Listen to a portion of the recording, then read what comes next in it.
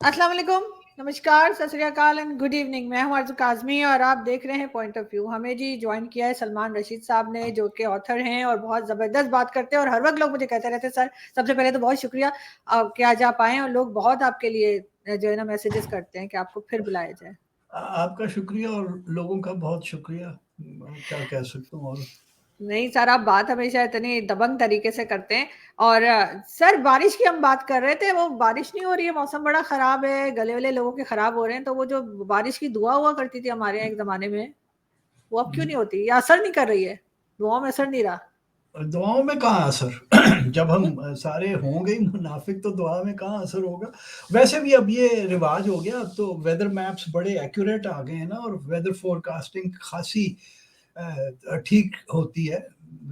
तो वो अब कोशिश ये उस वक्त दुआ करेंगे जब इन्हें ये देखेंगे कि है अच्छा वेदर मैप पर देखेंगे कि अच्छा अच्छा एक सिस्टम आ रहा है, तो फिर दुआ करेंगे तो फिर बारिश भी हो जाएगी। बिल्कुल, मतलब लोगों को टोपी बनाना या चूना लगाना जो है वो हमारे यहाँ हमेशा से परंपरा रही है हमारी।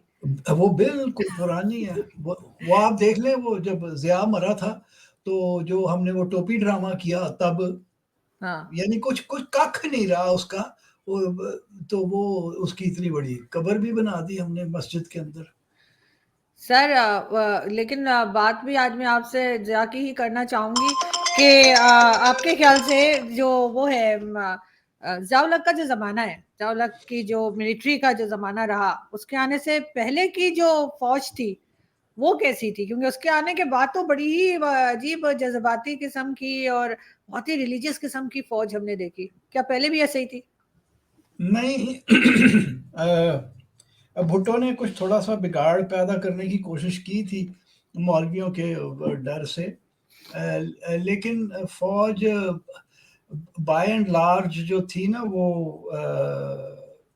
मतलब ठीक थी। हर एक का अपना दीन को अपने सीने में लेके फ़ौजी लोग जो थे वो रहा करते थे। ये किसी के ऊपर मंडने की कोशिश नहीं हम करते थे कि जी ये थोप दूँ मैं। हम्म। जो कि ज़िया के ज़माने के बाद हुआ। एक बात जो बड़ी फ़ॉर्च्यूनेट है ना फ़ौज में, वो ये है कि अब तक, अब पता नहीं, मुझे सही पता नहीं है, मुझे लगता है कि ये भी शायद अब थोड़ी बात बिगड़ गई कि जैसे ज़िया भी एक काम जो ना कर सका ना, वो ये था कि शिया-सुन्नी की डिवाइड नहीं वो फ़ौज में पैदा कर सका। हम्म।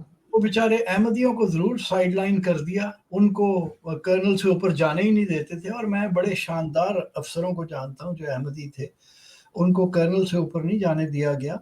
लेकिन शिया सुन्नी की डिवाइड नहीं कर सका।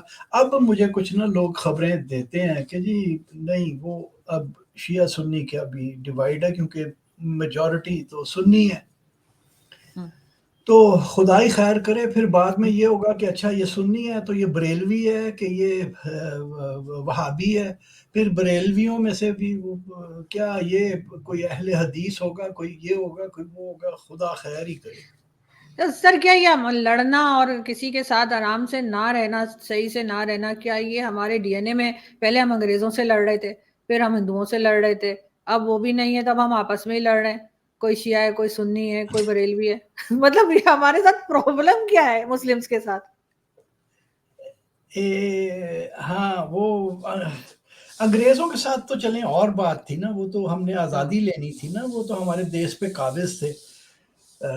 लेकिन हाँ। ये जो है, जो हमने अब जो वतीरा पकड़ा हुआ है ना, ये बिल्कुल अनटेनेबल और गैर सेहतमंद है। गैर सेहतमंदाना जिसे कहेंगे वो है। मतलब हमें पता नहीं क्या चट्टी पड़ी हुई है कि हमने हर एक से लड़ाई रखनी है। यानी वो अब आप यही देख लीजिए ना कि पूरे एज़ अ नेशन अभी हमने क्या, चीन से हमारी दोस्ती है, वो भी खुदा खैर करे किस किस्म की है। इंडिया से हमारी दुश्मनी है, ईरान से हमारी दुश्मनी है, अफ़गानिस्तान वालों को हम प परचाने की बड़ी कोशिश करते हैं, क्योंकि अब हम उनसे डरते हैं, दोस्ती-वोस्ती हमने उन्होंने उनसे क्या करनी है।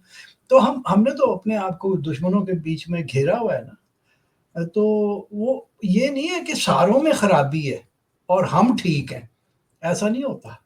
हो वो हम में भी कोई ना कोई कुछ खराबी होगी कि हम हमारे पास दुश्मन ही दुश्मन है चारों तरफ से।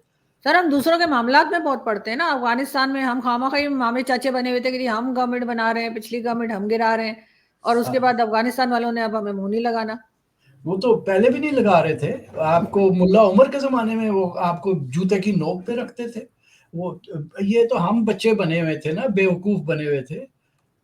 मतलब रियासत जो है हमारी, वरना उनको तो हमारी कोई वो नहीं थी, और ये हमें समझ जाना चाहिए था, लेकिन बदकिस्मती है वो फिर देखें जो करने वाले हैं हमारे जो बड़े खान लोग हैं, वो उन्हें समझ ही नहीं आई कि हो क्या रहा है। तो वो ये वही वाला हिसाब था कि हैं है कौन कर गया। जब सब कुछ हो गया ना, तो फिर जैसे वहां जाके चाय पी जा रही है हम्म। काबुल में, जब दो अभी 2 साल हाँ। पहले वाला केस जो आप देख रही हैं, वो जाके फिर यही हुआ ना कि है कौन कर गया, पता ही नहीं चला कि हो क्या गया, समझ ही नहीं थी। मगर सर ये आहिस्ता आहिस्ता करके शुरू से जब से पाकिस्तान बना है, एक तरह से फौज का ही कब्जा होता चला गया। इस वक्त भी अगर हम देखते हैं तो वो यही होता है कि जी जो भी आर्मी चाहेगी वही होगा, जो भी पॉलिटिशियन या जो भी पार्टी वो लाना चाहेंगे आगे वही आएगी। बाकी किसी कंट्री में मैंने नहीं देखा कि वो इस तरह से आर्मी जो है वो हर चीज में इंटरफेयर करती हो। हाँ, बर्मा में भी था, और भी कहीं-कहीं था वो। वैसे स्वीडन पिछले साल मैं था स्वीडन में, स्टॉकहोम में, तो वहाँ मैंने कहीं पढ़ा कि जी वो जो सबसे महँगे घर हुआ करते थे 18वीं सदी के अंदर, वो जरनैलों के घर थे। तो मैंने वो जो मेरे रिश्तेदार जिनके पास मैं ठहरा हुआ था, मैंने उन्हें कहा मैंने वो जगह देखनी है, ये जो मैं पढ़ के आया हूँ कहीं। तो हम्म। वो मुझे ले गए, वहाँ पे वो जरनैलों के घर थे सारे। अब वो हमारे आम लोग हमारे नहीं, जर्नल थे कि? नहीं, स्वीडन के, और अच्छा। वो 18वीं सदी के अंदर, अच्छा। अब नहीं। तो वो ये एक अब एक ज़माने में स्वीडन भी इसी तरह का मुल्क था। मैंने हम्म। स्वीडन की हिस्ट्री ज़्यादा नहीं पढ़ी, मुझे तो तब भी बताया गया कि यहाँ पे भी फ़ौज का कब्ज़ा था देश के ऊपर। तो फिर देखिए वक़्त बदलता है ना, तो पता नहीं, खुदा करे कि यहाँ पे भी वक़्त बदले कभी। सर ऐसे और कैसे बदलेगा? फिलहाल तो बदलता हुआ नहीं लग रहा। नहीं, हम तो निहत्ते हैं ना जी हम। हमारे सर यहाँ भी हमारे तो सर हमारे हिस्ट्री भी तो गलत पढ़ाई जाती है स्कूल कॉलेजेस में। हाँ, वो तो हम पहले भी बात कर चुके हैं कि वो तो हम्म। हमारी ज़रूरत थी ना गलत हिस्ट्री हम्म। पढ़ाना, वो क्योंकि ये एक नज़रियाती रियासत थी, तो फिर नज़रिया भी तो पैदा करना था ना, तो फिर हमने मगर सर कि अब सोशल मीडिया का जमाना है, अब तो कुछ छुपाया नहीं जा सकता। हाँ, अब ये तो हम ये हमारी बेवकूफ़ी है ना, कमअक्ली है कि हम कर क्या रहे हैं। यानी हमें अभी तक नहीं समझ आई, वो ये बैन कर दो, वो बैन कर दो, फिर ये ना हो कि किसी दिन ये कहें कि जी इंटरनेट ही बंद कर दें। क्योंकि आप क्या कुछ बैन कर सकते हैं? आप कुछ नहीं कर सकते। अब वो ये पोर्नोग्राफ़ी, वो एक आपने तो देखा ही होगा कि पाकिस्तान दुनिया का हम्म। नंबर 1 मुल्क है जहाँ से पोर्नोग्राफ़ी ढूँढी ये जाती है इंटरनेट पे। बिल्कुल। तो इन्होंने पोर्नोग्राफ़ी बैन कर दी, तो मज़ाक ट्विटर के ऊपर ही हो रहा था एक दिन कि जी वो आप वो इंस्टॉल कर लें, प्रॉक्सी सर्वर कोई। हम्म। हम्म। तो मैंने कहा अच्छा, अब ये लोगों के पास इतना भी वक़्त है कि पहले प्रॉक्सी सर्वर्स इंस्टॉल करो, फिर उसको सीखो, फिर वो अपना, तो ये कुछ नहीं हो सकता, ये हमें समझ लेना चाहिए। लेकिन वो मसला ये है आरज़ू कि हम तो रह रहे हैं 18वीं सदी के अंदर, 19वीं सदी के अंदर, कि नो फोटोग्राफी। पाकिस्तान में एक सिरे से दूसरे सिरे तक आप निकल जाइए, तो हर जगह नो फोटोग्राफी के फट्टे आपको लगे हुए नज़र आते हैं। अब कौन फोटोग्राफी मेरे कैमरे से कोई दुश्मन देश, इंडिया वालों ने आज तक नहीं मुझे कहा कि यार हमें वो फलां पुल की फोटोग्राफी भेज दो, उन्हें पता है कि मैं मुझे भी गलत। मुझे भी नहीं कहा सर, जबकि मैं तो एजेंट भी थी कुछ टाइम पहले तक, रॉक एजेंट से भी रिसेंटली आईएसआई की एजेंट मुझे बताया गया है। तो अच्छा, मैं तो अच्छा। दो दो जगह काम करी सर, सैलरी मुझे दोनों में से कोई नहीं दे रहा। लेकिन हाँ, वो लाहौर में एक अमेरिकन कॉन्सल जनरल हुआ करते थे, बहुत मज़ेदार आदमी, एरिक ट्यूनिस, हमारी बड़ी दोस्ती थी एरिक के साथ। हाँ। तो मैं तो एरिक को मज़ाक में कहा करता था कि यार वो ये सीआईए का मुझे कुछ लोग सीआईए का समझते हैं एजेंट, कि मैं जगह-जगह फिर रहा हूँ, और मेरे फ़ौजी दोस्त थे, 1-2 बड़े हुँ, गूफ थे बेचारे, वो ये हुँ, समझते थे कि मैं ना ये दुश्मन किसी इंडिया इंडिया ही है ना दुश्मन देश, तो मैं इंडिया के लिए कुछ करता फिर रहा हूँ। तो मैंने कहा कि नहीं यार, वो इंडिया वाले तो पैसे मुझे नहीं दे रहे। एरिक से मैंने कहा वो मुझे सीआईए का एजेंट बनवा दो, कुछ 4 पैसे ही आया करें। तो हम तो अभी तक पता नहीं किस माइंडसेट के साथ ज़िंदा रह रहे हैं, नो फोटोग्राफी। ओ हुँ, भाई, को अकल करो, आगे आओ। गूगल अर्थ पे आपको सारा कुछ नज़र आ जाता है, और हमने तो यहाँ पे वो उसके ऊपर कुछ वो लगाए हुए हैं, क्या कहते हैं, को बंदिश है कि वो हुँ, बिल्कुल आपको एक्यूरेट नहीं बता सकता, हुँ, शायद स्ट्रीट लेवल तक भी नहीं हम जा सकते। हुँ, वो अगर आप पैसे दे के, आपके पास जो पेड वर्ज़न है गूगल अर्थ हुँ। की, उसमें शायद वो भी है। तो आप तो बोलोगे कि कील पेच भी गिन सकते हैं। मेरे से किसने फोटोग्राफी माँगनी, को बहुत ही थका हुआ साला एजेंट होगा ये दुश्मन का। बिल्कुल, ऐसा ही होगा लेकिन ये बातें सर करते हैं और मज़े की बात ये कि ये वाली सोच जो है वो आपको दोनों कंट्रीज़ में मिलेगी। ये आपको हिंदुस्तान में भी मिलेगी और पाकिस्तान में भी मिलेगी कि किसी को भी एजेंट बना देंगे, किसी को भी कह देंगे कि जी ये तो आईएसआई का एजेंट है या ये रॉ का एजेंट है। इस किस्म की बातें करते हैं। उससे साफ पता लगता है कि हम उधर से ही आए हैं। हमारे अंदर भी वही वही वाला माइंडसेट है जो जो वहाँ पर है। कुछ भी बदला नहीं है सर, फिर आखिर क्या ज़रूरत पड़ी थी कंट्रीज को अलग करने की, अगर यही हरकतें करनी थी हमें।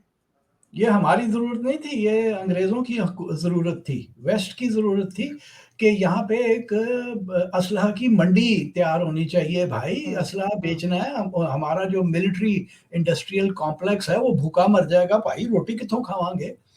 तो उन्होंने कहा कि बाँटो, ये साले हैं भी पागल, वो हिंदू भी इसी तरह के हैं, वो अब ज़्यादा हो गए हैं। हम हम्म, तो जमांदरू ऐसे ही थे, हम तो जोश व वलवले से सरशार। वो हम्म। क्या है, वो कौन-सा हिंद, जज़्बा गजवा हिंद, गजवा हिंद। ग़ज़वा हिंद, ग़ज़वा हिंद भी तो हम कर रहे हैं। हम तो चालू किया हुआ हमने ग़ज़वा हिंद, हम पाकिस्तान को हिंद ही समझते हैं जो हम इसके साथ कर रहे हैं, ग़ज़वा इसी के खिलाफ हम कर रहे हैं। लेकिन सर अगर ये आपस में ना लड़ते हैं या ना लड़े, अगर हिंदुस्तान पाकिस्तान, तो आपको नहीं लगता कि रीजन ज्यादा प्रोग्रेस कर जाएगा और कई कंट्रीज ऐसी हैं जो असला बेचती हैं पाकिस्तान और हिंदुस्तान को, वो कभी भी ये होने नहीं देंगी कि इन दोनों कंट्रीज में अमन हो। नहीं, वो नहीं होने देंगे। और अगर यहाँ अमन हो जाए ना, हम पूरी दुनिया के मुँह पे चपेड़ मार सकते हैं। ये हम्म, मतलब ये बड़ी फर्टाइल धरती है, हम ये छोड़ के हम ज़रा तालीम के ऊपर पैसा लगाएँ। हम्म, सिर्फ़ इंडिया, अभी तो आप देख लीजिए कि गूगल का चीफ़ एग्ज़ेक्टिव इंडिया का हम्म, है, हम्म, फलाने का चीफ़ एग्ज़ेक्टिव इंडिया का है, फलाने का चीफ़, हम्म, हमारे बेचारे चीफ एग्ज़ेक्टिव कहीं भी नहीं पहुँच सके। वो हम्म, चीफ के चीफ ही रह गए। हैं जी? तो वो बेचारा एक आतिफ़ मियाँ है, उसको भी हमने काफ़िर करार दे दिया, वो कहीं हम्म, पहुँचा है। स तो ये अब हमारे यहाँ भी बड़ी ब्रेन है, हम अगर सिर्फ़ पढ़ने दें लोगों को। हम्म, आप ये जो आपके स्कूल हैं, उसमें मुफ़स्सिल में, गाँव में, थरपारकर में, सिंध में, पंजाब में, आप इंटीरियर में जाके देखें, ख़ास करके साउथ पंजाब में, मतलब बिल्डिंग बनी हुई है, अबैंडन्ड पड़ी है, स्कूल मास्टर ही भागे हुए हैं, हम्म, तनख्वाहें मिल रही हैं हर एक को। अगर हम यही सिर्फ़ सीधा कर लें, और हम भी इंडिया की तरह हो सकते हैं। हमारे यहाँ भी एक सिलिकॉन वैली खुल सकती है, बैंगलोर जैसी, बेंगलुरु जैसी। लेकिन हमें वो समझ नहीं आएगी, क्योंकि हम ग़ज़वाए हिंद से हम्म। सरशार हैं। हमने क्या कहूँ मैं आगे? सर बिल्कुल, लेकिन आपने एजुकेशन की बात की तो हमारे एजुकेशन सिस्टम भी तो सर कोई खास सही नहीं चलता ना, कई तरह के हैं, कोई कहता है उर्दू उर्दू में पढ़ाना है, कोई कहता है इंग्लिश में पढ़ाना है, कोई कुछ कहता है। उस वजह से भी बहुत कंफ्यूजन है। जो गवर्नमेंट स्कूल्स हैं उनकी आपको मालूम ही है कि क्या स्टैंडर्ड है। तो इसको जब तक ये बेहतर नहीं करेंगे, और कैसे करेंगे, क्योंकि जो जो बेहतर कर सकते हैं उनके अपने बच्चे तो बाहर पढ़ रहे हैं। यही तो चक्कर है। ये जो इतने मोटे पेट लेके टाइयाँ लगा के आ जाते हैं, मनहूस किस्म के लोग ही मैं इन्हें कहूँगा, और हम्म, हायर एजुकेशन कमीशन के चेयरपर्सन लग जाते हैं हम्म, आके। उन्हें इतनी अकल नहीं है कि भाई higher education, primary education commission होना चाहिए इस देश में। हम्म, हम्म, हमारा एक प्राइमरी एजुकेशन कमीशन होना चाहिए है, और वो प्राइमरी एजुकेशन को पहले सीधा करें। वो अब क्या, वो अब वो पिछली गवर्नमेंट ने क्या किया, वो क्या यूनिफॉर्म सिलेबस क्या बना रहे थे वो? यानी वो ये इतनी बड़ी हमें मज़ीद कोई 150 साल पीछे धकेलने की कोशिश थी। पता नहीं वो कहीं इम्प्लीमेंट हो रहा है या नहीं? नहीं अगर सर, नहीं तो इमरान खान ने जो कुछ किया वो कहीं इम्प्लीमेंट नहीं होगा। तो इमरान खान की जाल। ये भी गनीमत है, क्योंकि वो इतनी बड़ी जहालत थी, वो तो पता नहीं किसी का एजेंट, मुझे लगता है इमरान खान कि इस देश को बिल्कुल ही तबाह कर दो, जो रह गया है, जो कोई थोड़ी-सी कहीं आशा उम्मीद नज़र आती है आपको, उसको भी ख़त्म कर दें। आप तालीम ऐसी करें कि हर कोई बस सर एक वही मैंने शायद पहले कहा था, एक हमारे जानने वाले वो कहने लगे कि वो जिना जो शराब पीते थे और पोर्क खाते थे, उन्होंने एक इस्लामिक कंट्री बना दी। तो वो तो बहुत मॉडर्न आदमी थे, तो उनके लिहाज से मैंने उनको हमेशा सूट टाई और इसी तरह से देखा ज्यादातर। तो ये इतना मॉडर्न कंट्री क्यों नहीं बन पाया पाकिस्तान? जैसे यूएई है, कुछ भी पहने कैसे भी जाएं, कोई कोई प्रॉब्लम नहीं है। तो ये अजीब हमारा ये तालिबानी माइंडसेट क्यों है? ये पहले इतना नहीं था। ये देखिए, ये 60s और 70s में हिप्पी ट्रेल यहीं से गुजरती थी ना, जो नेपाल, इंडिया से नेपाल जाया करते थे यूरोप से चल के लोग, और वो लड़कियों ने निकरें और टी शर्ट्स ही पहनी होती थी, हमने खुद देखे हैं ना। तब कोई पागल होता था, और वो खैबर पास के रास्ते भी आते थे, ज्यादातर तो अफगानिस्तान से होके आते थे ना, तो यहाँ किसी का दिमाग नहीं फिरता था, कोई पागल सा नहीं हो जाता था उन्हें देख के। ये किया गया हमें, ये हमें बनाया गया इस तरह से, हम थे नहीं ऐसे। हम माइंड आवर ओन बिजनेस वाले हुआ करते थे कि यार ठीक है यार, मुझे क्या, जो खसमानू खाए, जो मर्जी करे। तो वो हमें फिर बना दिया गया वैसा। और अब तो हमारी वो कैफियत है ना, मर्दों की खास करके पाकिस्तान में, कि जैसे बावला कुत्ता होता है ना, वो आपके पुराने प्राइम मिनिस्टर इमरान खान ने भी कहा था ना कि मर्द है तो वो पागल सा नहीं हो जाएगा देख के, तो साला मर्द बावला कुत्ता है, तो उसको आप फिर गोली मार दें, जैसे बावले कुत्ते को गोली मार दी जाती है। आप कह रहे हैं कि जी जो ठीक लोग हैं उनको बंद कर दो, ये बावला कुत्ता फिरता रहे जो मर्जी करे। मतलब वो हम एनकरेज भी करते हैं ना फिर वो, ये हमारे प्राइम मिनिस्टर जो हैं बेवकूफ लोग, यही लोग फिर एनकरेज करते हैं ना ये बिहेवियर। तो सर इनको लाने वाले भी तो जिम्मेदार हैं, इनको जो लाते हैं ये कौन सा वोट के जरिए आते हैं या कौन सा इन्हें पब्लिक लेकर आती है? इमरान खान आया था वोट के जरिए तो नहीं आया था इमरान खान, और ना ही निकाला गया है। नहीं और आया, इससे पहले नवाज शरीफ साहब थे और जितने लोग थे यही लोग लेकर आते हैं, एजेंसीज लाती हैं, आर्मी लाती है।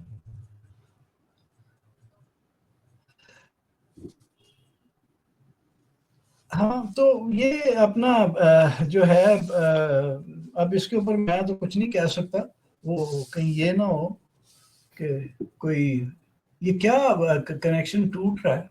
जी नहीं सर, अभी ठीक है, बीच में हुआ था, अच्छा, अभी ठीक है। हाँ वो मैं ये कह रहा हूँ कि हाँ इसके ऊपर ये बिल्कुल लाने वालों को भी सोचना चाहिए कि मुल्क को सीधा करना है, या सारे मुल्क को रियल एस्टेट बना के, प्लॉट श्लॉट बना के, बेच बांट के फिर चले जाना है।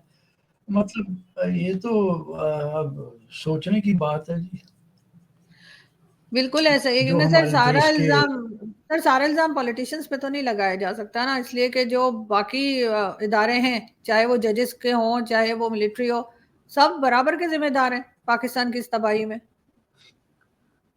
जी बिल्कुल, लेकिन बिल्कुल। सर कोई उम्मीद लगती है आपको कुछ बेहतर होगा? अ, फिलहाल तो नहीं है, और मैं देखता हूँ ना नौजवान लोगों में भी बिल्कुल नहीं है, क्योंकि जिस नौजवान से बच्चे से बात करें, टीनेजर से, वो अगर तो अच्छे खाते पीते घर के हैं तो वो कहते हैं जी हमने तो बाहर चले जाना है ए लेवल्स के बाद, और फिर देखेंगे, हम तो मुश्किल ही है कि वापस आए। तो एक नाउमीदी तो है। और मतलब अभी भी हमें कुछ लग नहीं रहा कि जो हमारे कर्ता धर्ता हैं, जो सारा कुछ हमारे ऊपर थोप देते हैं, उनको ये बात समझ आई है कि उन्हें ज़रा अपनी जगह पे सही रहना चाहिए, बजाय इसके कि वो इसमें मुलव्वस रहें, इस गलत काम में। तो सर हम कॉपी क्यों नहीं कर लेते भारत की? अगर जैसे उनके आपने भी कहा कि कई लोग हैं जो सीईओज लगे हैं मल्टीनेशनल कंपनीज में पूरी दुनिया में, हम उनका मुकाबला उस तरह से क्यों नहीं करते, बजाय ग़ज़वा हिंद करने के? हम इस बारे में क्यों नहीं मुकाबला करते कि हमारे यहाँ से भी कुछ लोग निकले, हम भी कहीं सीओ लग जाए, हमारी भी कोई एजुकेशन सिस्टम ऐसा हो कि हम भी साथ खड़े हो सकें भारत के या भारतीयों के। देखिए नहीं वो एक मैं आपको पुराना वाक़या याद कराऊँ कि हम उन्हें कॉपी क्यों नहीं करते। एक बार ये 90s की बात है, इंडिया में एक ट्रेन एक्सीडेंट हुआ, काफ़ी बेचारे लोग वहाँ पे वो मारे गए। तो वो रेलवे मिनिस्टर पता नहीं कौन था, उसने इस्तीफ़ा दे दिया, रिज़ाइन करके वो चला गया। थोड़े दिन के बाद हमारे यहाँ भी हुआ, मेरा ख़्याल है शेख रशीद ही था रेलवे मिनिस्टर, मुझे सही याद नहीं है। तो किसी ने और काफ़ी लोगों की जान गई। किसी अखबारची ने उससे पूछा कि जी ये तो हो गया, तो क्या तुम ये रिज़ाइन करोगे? उसने कहा क्यों? मैं क्यों रिज़ाइन करूँ? मैं ट्रेन चला रहा था। तो उसने कहा कि वो इंडिया के मिनिस्टर ने तो कर दिया। कहता मैं हिंदुओं को की मिसाल के ऊपर नहीं चलता। तो फिर केड़े मतलब मुसलमान खुलफाए राशिदीन दी मिसालां ते चल रहे ने। ये सारा ड्रामा है कि मैं हिंदुओं की मिसाल पे नहीं चलता। तो हम हाँ। इंडिया को कैसे कॉपी करें? वो दुश्मन देश और हिंदू देश है। इंडिया को नहीं कॉपी बिल्कुल, करेंगे। तो तभी हमारा ये हाल है और तभी वो कहाँ से कहाँ पहुँच गए, चाहे इकोनॉमी हो या कुछ भी, और हम वहीं रह गए। वो जहाँ हम वर्षों, कहना चाहिए कई सौ साल पहले थे, वहीं पे हम आज भी हैं। बल्कि थैंक यू। जी। पहले तो शायद हम ठीक थे, अब ज़्यादा खराब हैं। अब तो सर बिल्कुल ये ही, अब ज़्यादा बुरा बिल्कुल ऐसा ही है। बहुत शुक्रिया सर कि आपने आज जॉइन किया। Thank you so much. फिर मुलाकात होगी। आपकी मेहरबानी। बहुत शुक्रिया sir. Okay, thank you. Thank you. खुदा